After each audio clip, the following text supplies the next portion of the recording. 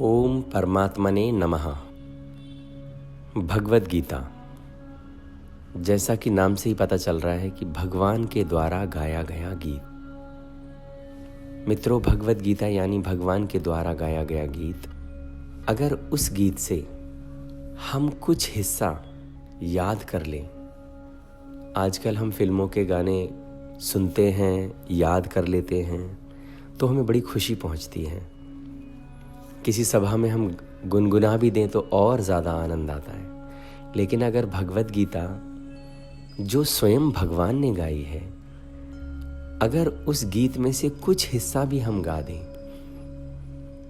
तो सोचिए हमारे जीवन में कितना आनंद आएगा, कितना रंगों से भर जाएगा हमारा जीवन।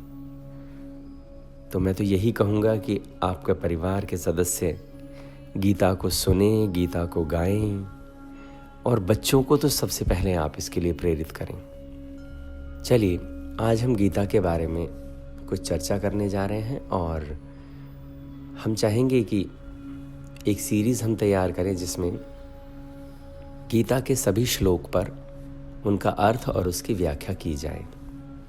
भगवद गीता में कुल 18 अध्याय हैं, जिनमें 700 श्लोक हैं, और एक ही श्लोक है जो धृतराष्ट्र ने बोला है।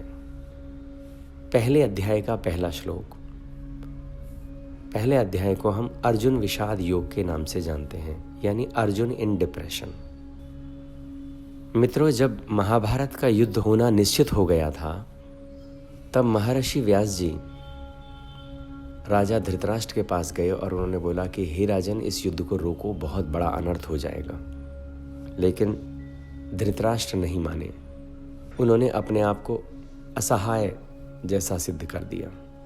तब महर्षि व्यास जी ने बोला कि मुझे इतना अनर्थ दिखाई दे रहा है कि तुम्हारे 100 के 100 पुत्र मृत्यु को प्राप्त हो जाएंगे, जीवित नहीं बचेंगे। महर्षि व्यास जी ने बोला कि क्या तुम होने वाले युद्ध के परिणाम को या जो भी कुछ घटनाएं घटेंगी उन्हें देखना चाहते हो?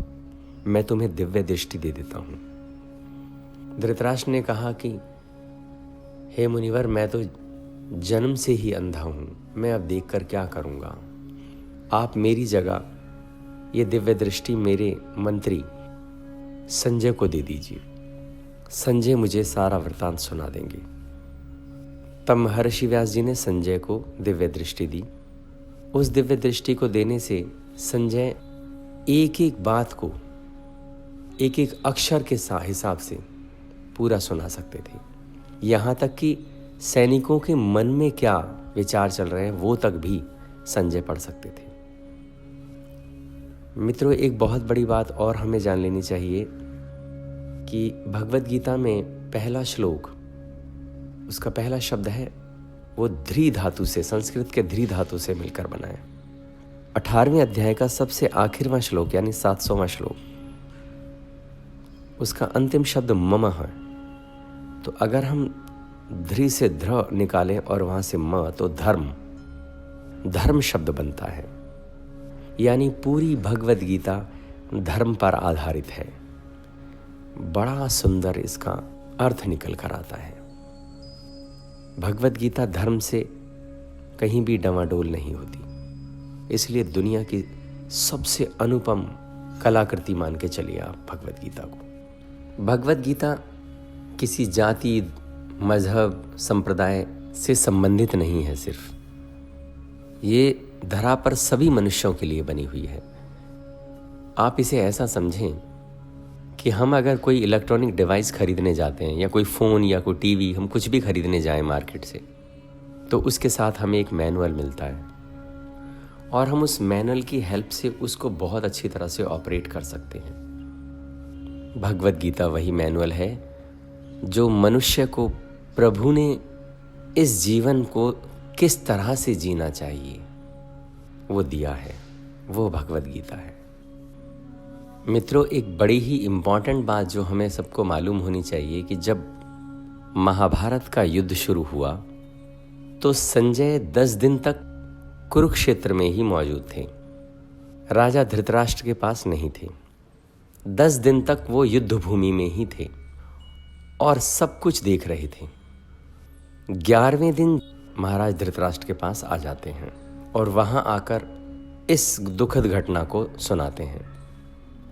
धृतराष्ट्र भीष्म पितामह के गिर जाने को, घायल हो जाने को और बाणों की शैया पर लेटा हुआ सुन करके बिलक बिलक करके रोने लगते हैं और संजय से कहते हैं कि संजय, मुझे पहले दिन से अब तक का सारा वृतांत जैसा जैसा हुआ है बिल्कुल वैसे ही सुनाओ, क्योंकि अब युद्ध किस दिशा में जाने वाला है ये महसूस हो चुका था।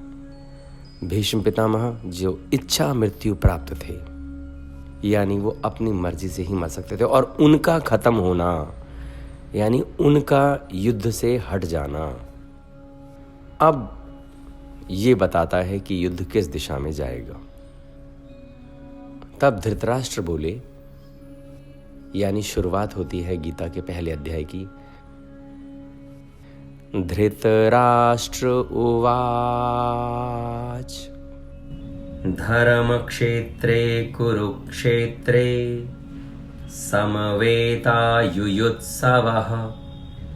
मामकाः पाण्डवाश्चैव किमकुर्वत संजय।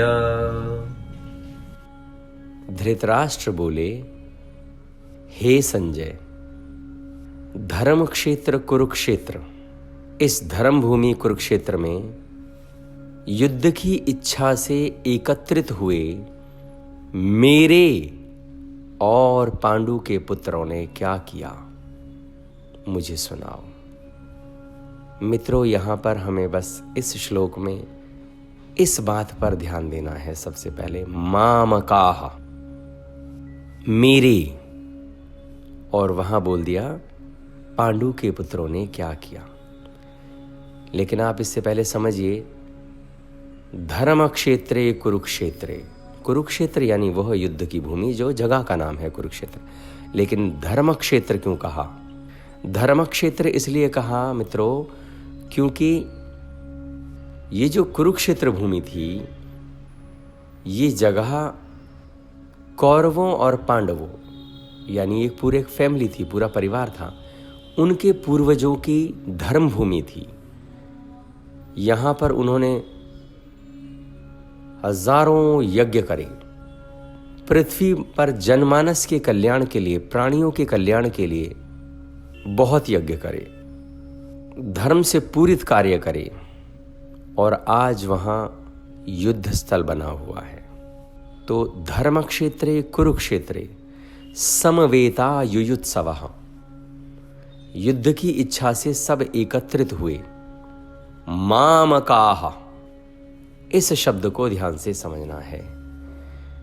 इस श्लोक में राजा धृतराष्ट्र ने अपनी मानसिक स्थिति का परिचय दे दिया, क्योंकि धृतराष्ट्र इस पूरी फैमिली के मुख्य आदमी थे, बड़े थे।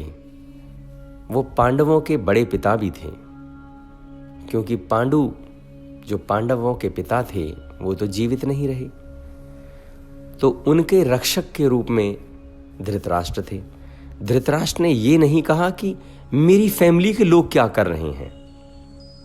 धृतराष्ट्र ने कहा मेरे और पांडु के पुत्रों ने क्या किया, यानी जैसे उसने मेरा शब्द यूज कर दिया, जैसे ही धृतराष्ट्र ने मेरा शब्द यूज कर दिया, यहां पता चल गया कि सामने जो पक्ष है वो दुश्मन है। यहां से गीता की नींव रख जाती है। यहां उनकी मानसिक स्थिति का पता चलता है कि वो किस तरह से पांडवों को देख रहे थे। वो उनका शत्रु पक्ष था। दुर्योधन को समझाने का कोई दौर शुरू ही नहीं करा गया। धृतराष्ट्र अपनी इच्छाओं के इतने आसक्त हो चुके थे कि वो गुलाम हो गए थे। धृतराष्ट्र आंखों से ही अंधे नहीं थे, वो मन के भी अंधे थे। और पूरी दुनिया में युद्ध अंधे लोगों की मनाकांक्षाओं से ही तो पूरित होते हैं। धृतराष्ट्र चाहते तो युद्ध टाला जा सकता था। अरे भाई, राजा थे, उनसे ऊपर कौन जा सकता था? जब द्रोणाचार्य, गुरु द्रोण, भीष्म पितामह जो उस फैमिली के सबसे बड़े सदस्य थे, वो गर्दन नीचे झुका के बैठ जाते थे कि भाई राजा हैं, इनके सामने क्या बोला जाए। धर्म से बंधे हुए थे सब लोग, वो रुके रहे, वो कुछ नहीं बोल पाए। वो सिर्फ समझा सकते थे कि टालो इस युद्ध को, टालो इस युद्ध को, लेकिन राजा मानने को राजी नहीं है, क्योंकि वो नहीं चाहते थे कि कुछ भी हिस्सा पांडवों के पक्ष में जाना चाहिए। इसलिए आपने देखा अंत में तो सिर्फ 5 गांव मांगे गए थे और दुर्योधन ने कहा सुई की नोक के बराबर भी मैं जमीन नहीं दूंगा, और धृतराष्ट्र चुप रहे। धृतराष्ट्र मन से भी अंधे थे। दूसरी ओर पांडव युद्ध की इच्छा से बिल्कुल भी नहीं थे। 12 वर्ष का वनवास और 1 वर्ष का अज्ञातवास काट लेने के बाद भी पांडव सुलह के पक्ष में थे, यानी पांडव पूरी तरह से धर्म के पक्ष में खड़े हुए थे और स्वयं भगवान कृष्ण उनकी ओर थे। किंतु माता कुंती के आदेश के बाद, माता कुंती ने आदेश कब दिया? जब उन्होंने देखा कि उनकी बहू द्रौपदी का भरी सभा में वस्त्र हरण, चीर हरण करने की चेष्टा की गई है। तब माता कुंती ने कहा कि संसार में इन पापियों को जीवित रहने का अब कोई अधिकार नहीं बचा है। तब माता कुंती ने पांडवों को आदेश दिया कि अब युद्ध जरूरी है। और अंत तो तब हो गया जब माता कुंती ने देखा कि भगवान कृष्ण को ही दुर्योधन कैद करना चाहते हैं।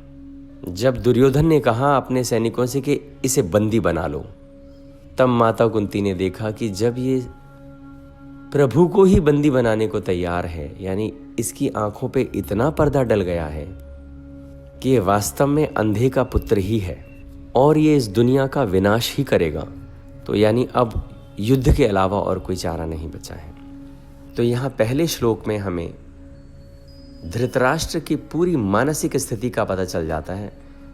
मामकाह पांडवाश्चैव किम कुर्वत संजय, मेरे और पांडु के पुत्र क्या कर रहे हैं। ये शब्द मामकाह इस श्लोक में बड़ा कीमत रखने वाला है। ये धृतराष्ट्र की पूरी मानसिक स्थिति का वर्णन कर देता है। आज इतना ही, धन्यवाद।